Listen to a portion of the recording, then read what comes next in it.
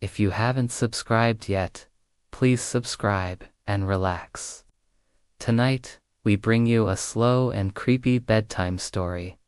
Something calm, something strange, and just boring enough to fall asleep to. So close your eyes, take a deep breath, and let's begin. There's a small town in Maine where the fog rolls in early, and the nights seem a little longer than they should. On the edge of that town stands a wooden house, pale, quiet, and forgotten. The locals call it the waiting house. No one really knows who built it. It doesn't look ruined, just still, like it's holding its breath.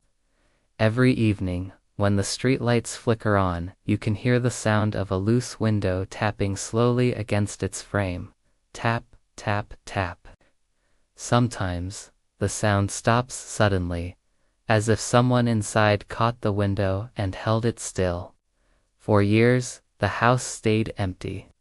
Until one fall evening, a man named Elliot Crane moved in. He wasn't brave or curious. He just needed a cheap place to stay while he finished his book. A friend of a friend had offered him the old house for almost nothing. Elliot thought he'd found a peaceful retreat.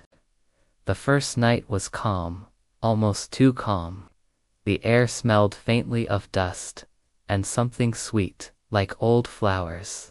He noticed the clocks inside didn't work. Every single one had stopped at 3:12.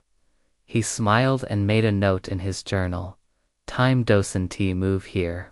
It was meant to be poetic, but later, it wouldn't feel that way. The second night, he woke to the sound of that tapping window. Tap, tap, tap.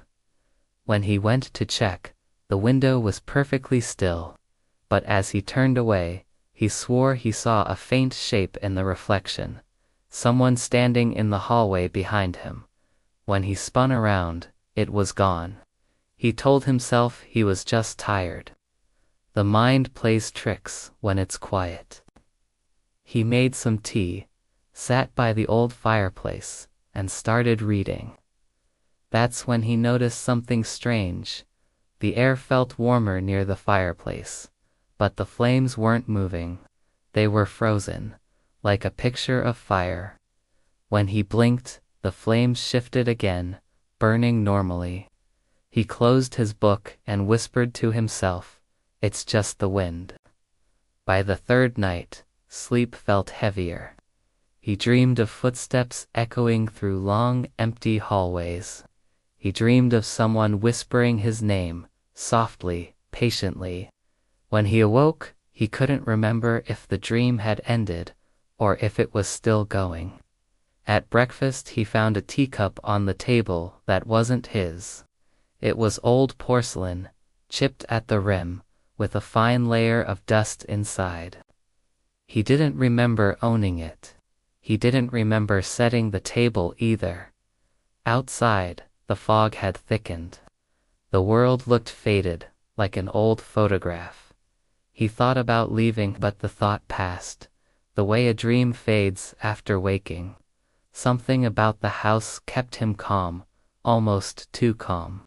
He told himself he'd leave when the book was done. Days turned into weeks. The clocks still stood at 3:12. He started hearing faint voices in the walls.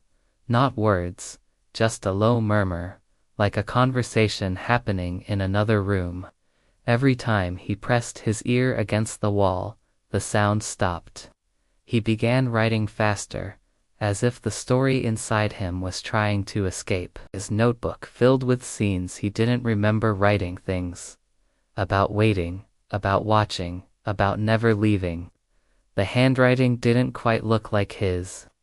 One night, it started raining, the kind of slow, endless rain that makes the world feel asleep. Elliot lit a candle and sat near the window. The tapping sound returned, gentle, steady, like fingers on glass. He whispered, "What do you want?" The candle flickered once and went out. When he relit it, the reflection in the window wasn't his. It was a woman's face, pale, calm, and expressionless.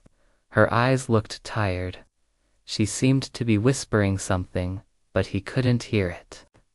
When he leaned closer, she leaned too perfectly in sync.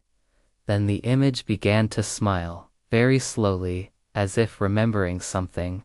He stepped back, and the reflection froze again. The next morning, Elliot packed his bag. He didn't know why. He just felt a sudden, urgent need to go. But when he tried to open the front door, it wouldn't move. Not locked, just stuck, as if the wood itself refused to let go. He tried the windows, the same thing. When he looked through them, the world outside seemed different. The fog had grown thicker, and the trees looked closer than before. The road he came from wasn't there anymore. He sat on the floor, shaking slightly, whispering, "It's just a dream. But dreams end when you wake."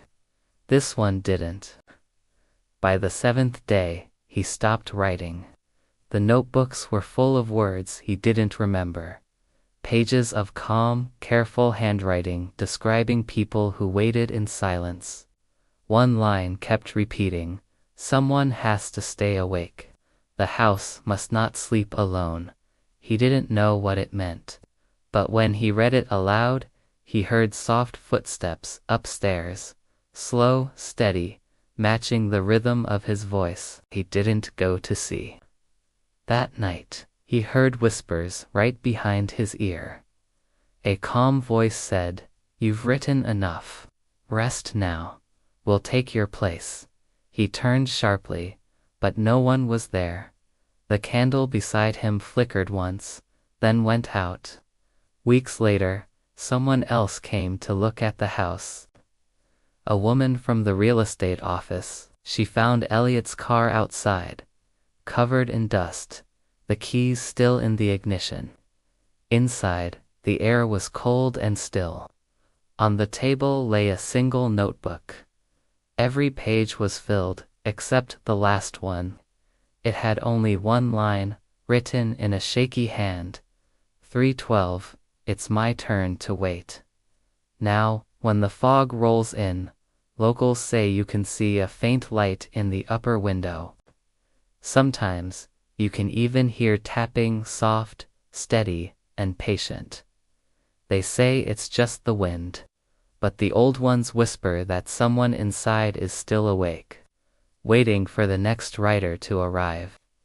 If you enjoyed tonight's slow horror story, don't forget to subscribe and let your mind drift away. Sleep well if the house lets you.